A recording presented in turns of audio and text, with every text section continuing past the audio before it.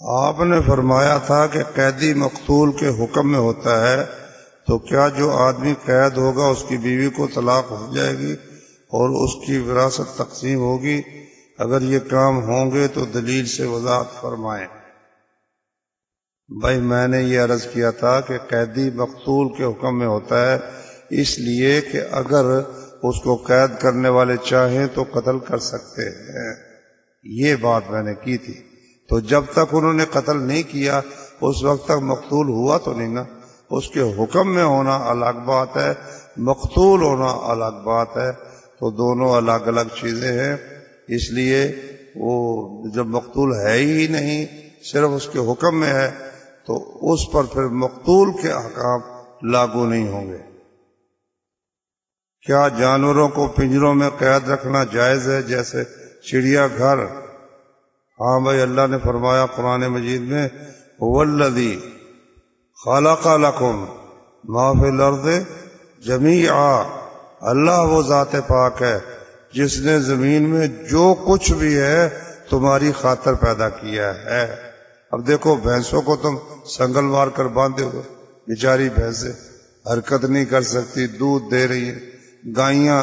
گائیں تم نے باندھی ہوئی، وہ ہندوؤں کا خدا ہے جناب، زبردستی اسے دودھ لے رہے، مجال نہیں کسی گائے کی کہ دودھ دینے سے انکار کرے۔ ڈنڈے کے ساتھ اس کی تواضع ہوتی ہے، ہندوؤں کے خدا کی ڈنڈے کے ساتھ تواضع ہوتی ہے، ڈھنگے کے ساتھ دودھ لیا جاتا ہے، نہ دے تو ٹیکا لگا دیا جاتا ہے اور اس سے دودھ نکال لیا جاتا ہے۔ یہ سب کچھ اللہ نے انسان کے لیے پیدا کیا ہے۔ اسی طرح پرندے بھی اور چرندے بھی اور مچھلیاں، ہر چیز انسان کے فائدے کے لیے ہے۔ تو رسول اللہ صلی اللہ علیہ وسلم کے صحابی حضرت انس رضی اللہ عنہ کا چھوٹا بھائی تھا ابو عمیر، ان کی امی کی طرف سے بھائی تھا۔ وہ 2 سال کا تھا اور اس نے ایک بلبل رکھی ہوئی تھی، وہ بلبل مر گئی تو نبی صلی اللہ علیہ وسلم اس کو چھیڑتے تھے، یا ابا عمیر ما فعل النغیر، اے ابو عمیر سنا تیری بلبل کا کیا بنا؟ تو اس سے ثابت ہوا کہ پرندہ رکھ سکتا ہے، البتہ کبوتر رکھ کر اسے کھیلنا، اس کو اڑانا، بازیاں اس کی دیکھنا، وقت ضائع کرنا، یہ جائز نہیں ہے۔ تو وقت اگر ضائع نہیں کرتا، ویسے رکھا ہوا وقت پر اس کو دانہ شانہ ڈال دیتا ہے لیکن اپنا وقت فضول ضائع نہیں کرتا، تو انشاءاللہ جائز ہے۔ کیا فرضی یا نفلی نماز میں نیت کا بدلنا جائز ہے؟ جیسے نماز شروع کرتے وقت 4 رکعت کی نیت تھی، کیا دوران نماز 2 کی نیت کی جا سکتی ہے؟ یہ تو مثال اور دی ہے آپ نے، یہ تو پھر یوں ہونا چاہیے کہ زیادہ نفل پڑھنے کی نیت تھی تو کم کر سکتا ہے یا نہیں۔ تو جو فرض کی نیت ہے اس کو نفل تو نہیں بنا سکتا، نہ نفل کو فرض بنا سکتا ہے، لیکن وہ کمی اگر کرنا چاہے یا زیادتی کرنا چاہے تو انشاءاللہ کر سکتا ہے۔ کیا قرآن کے یہ الفاظ اللہ تعالیٰ کے اپنے ہیں یا پھر اللہ کے کلام پر دلالت کرنے والے ہیں، جیسا کہ بعض لوگ عقیدہ رکھتے ہیں کہ یہ کلام اللہ کے کلام پر دلالت کرتا ہے؟ بھائیو، اللہ تعالیٰ نے قرآن مجید میں فرمایا وَكَلَّمَ اللَّهُ مُوسَىٰ تَكْلِيمًا، اللہ نے موسیٰ سے کلام کیا، خود کلام کرنا۔ اور اللہ نے قرآن مجید میں فرمایا وَإِنْ أَحَدٌ مِّنَ الْمُشْرِكِينَ اسْتَجَارَكَ، اگر مشرکین میں سے کوئی شخص تم سے پناہ طلب کرے فَأَجِرْهُ، اس کو پناہ دے دو، حَتَّى يَسْمَعَ كَلَامَ اللَّهِ، تاکہ وہ اللہ کا کلام سنے۔ اس سے معلوم ہوا کہ یہ قرآن مجید جو ہے یہ اللہ کا کلام ہے۔ اچھا، اب کچھ لوگوں کا عقیدہ یہ ہے کہ اللہ تبارک و تعالیٰ نا کلام نہیں کر سکتا، تو یہ پھر قرآن کیا ہے، وہ کہتے ہیں اللہ نے ہوا میں یہ آواز پیدا کر دی ہے۔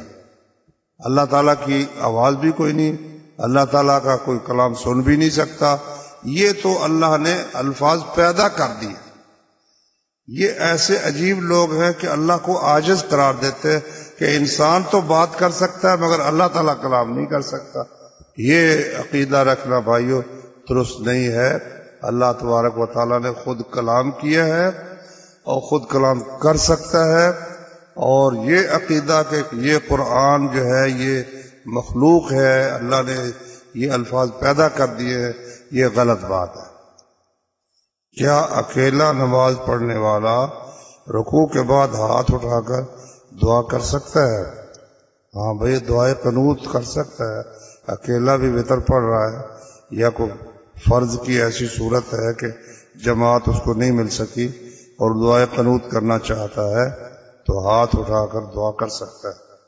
ہمارے گاؤں میں ایک آدمی کھجوروں پر دم کرتا ہے، ان کو کھانے سے اولاد لڑکے کی صورت میں پیدا ہوتی ہے، اور اس بات کا مشاہدہ بھی کیا ہوا ہے کہ ایسا کروانا جائز اور شرعی ہے، جبکہ وہ آدمی اہل حدیث اور موحد ہے۔ ہاں بھائی، دم کرنا جو ہے وہ ثابت ہے، رسول اللہ صلی اللہ علیہ وسلم نے فرمایا کہ لا بأس بالرقا ما لم یکن شرکا، دم میں کوئی گناہ نہیں ہے جب تک کہ شرک نہ ہو۔ تو اگر قرآن مجید کی آیت پڑھ کر یا کوئی دعا توحید والی پڑھ کر دم کرتا ہے تو کھجوروں پر دم کرتا ہے، ٹھیک ہے، کوئی حرج کی بات نہیں۔ یہ جو ہے نا، بچیاں ہی پیدا ہوں یا اولاد پیدا ہی نہیں ہوتی تو بیماری ہے۔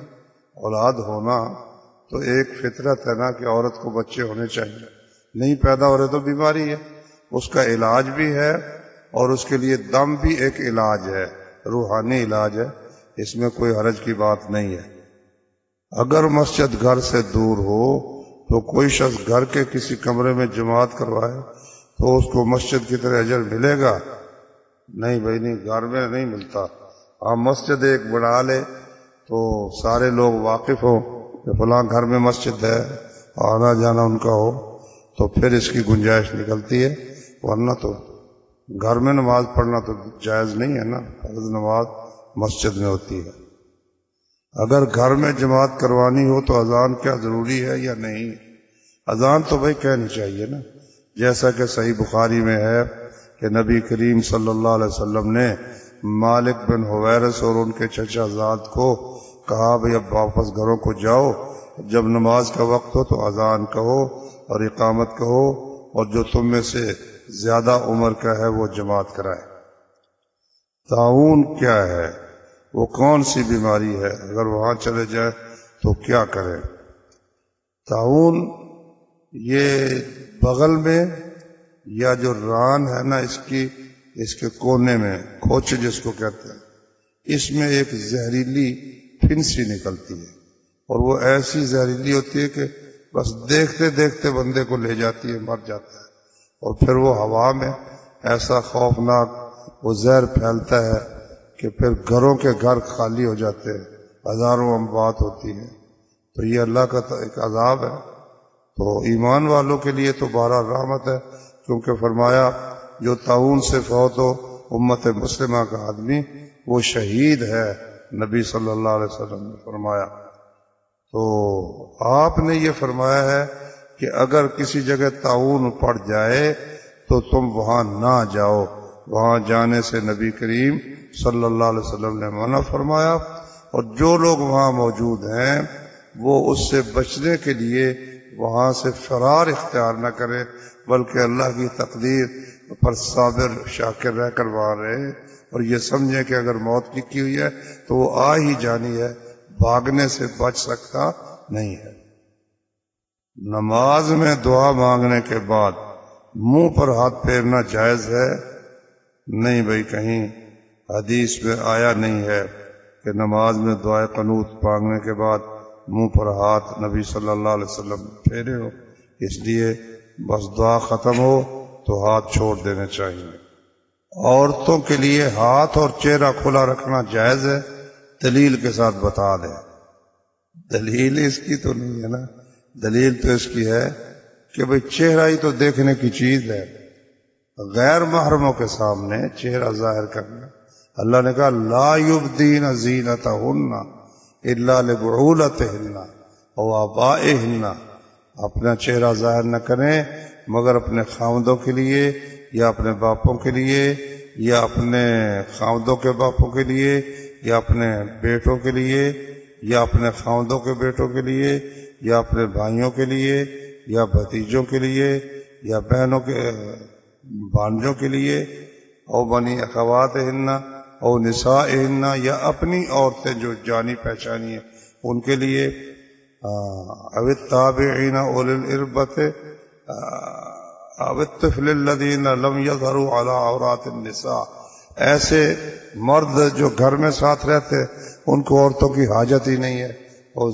سبزی لا کے دے دی، کوئی خدمت کر دی، ان کے سامنے زینت ظاہر کر سکتی ہے، یا بچے جن کو عورتوں کی چھپی ہوئی باتوں کا علم نہیں ہے، ان کے علاوہ اپنی زینت ظاہر نہیں کر سکتی، قرآن کی آیت ہے۔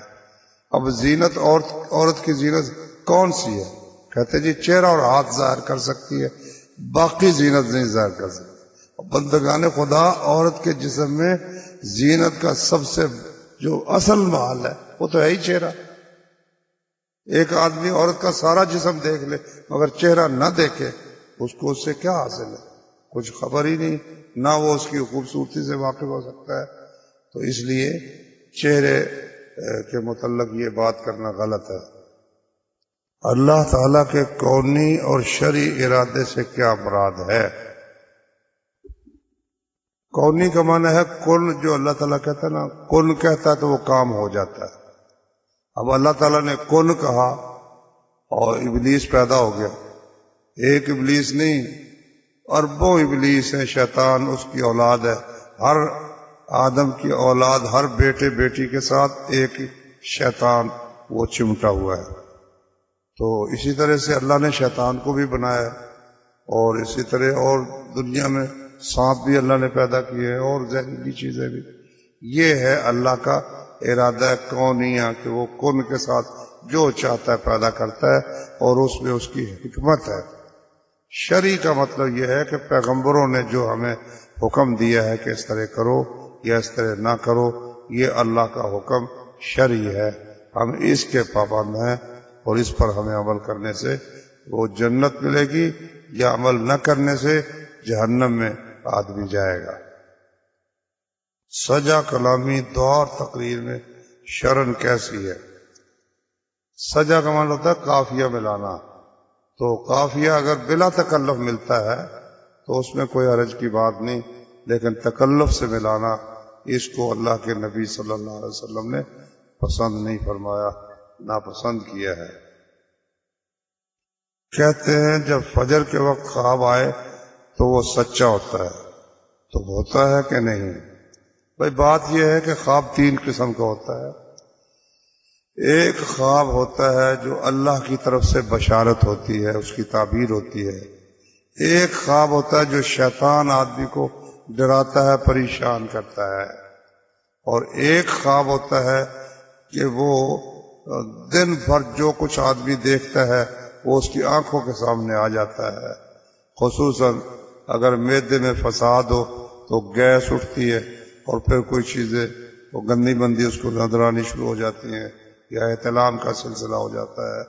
تو یہ تین قسمیں ہیں۔ تو فجر کے وقت چونکہ کھانا ہضم ہو چکا ہوتا ہے اور اس قسم معدہ خالی ہوتا ہے، عموماً اس وقت خواب وہ ٹھیک ہوتا ہے۔ ہمیشہ ضروری نہیں سچا ہو، لیکن اکثر فجر کے وقت کا خواب معدہ خالی ہونے کی وجہ سے وہ ٹھیک ہوتا ہے۔ وٹے سٹے کی شادی کا اسلام میں کیا حکم ہے؟ حدیث میں ہے کہ رسول اللہ صلی اللہ علیہ وسلم نے فرمایا، آپ نے نہا عن الشغار، شغار سے منع کیا۔ شغار یہ ہے کہ ایک آدمی دوسرے کو اپنی بیٹی یا بہن کا رشتہ دے، شرط پر کہ وہ اس کو اپنی بہن یا بیٹی کا رشتہ دے۔ آگے ایک حدیث میں ہے کہ ان دونوں کے درمیان حق مہر نہ ہو۔ حق مہر اگر ہو تو پھر بہت سے علماء یہ کہتے ہیں کہ پھر جائز ہے، لیکن ابو داود شریف میں حدیث ہے کہ ایک نکاح اس طرح ہوا، انہوں نے حق مہر بھی رکھا تھا، لیکن حضرت معاویہ رضی اللہ عنہ نے کہا بھائی نہیں، یہ وہ شغار ہے جس سے اللہ کے نبی نے منع کیا ہے۔ اس لیے اگر شرط ہے تو پھر یہ نکاح جائز نہیں، لیکن اگر شرط نہیں، دو بھائی ہیں، ایک کا بیٹا ہے دوسرے کی بیٹی ہے، اسی طرح وہ بیٹے والے کی بیٹی بھی ہے اور دوسرے کا بیٹا ہے، وہ دونوں آپس میں کر لیتے ہیں، شرط نہیں ہے تو جائز ہے، لیکن اگر شرط ہے تو پھر ناجائز ہے، خواہ حق مہر رکھا بھی جائے وہ درست نہیں ہے. سبحانک اللہم و بحمدک اشہد ان لا الہ الا انت استغفرک.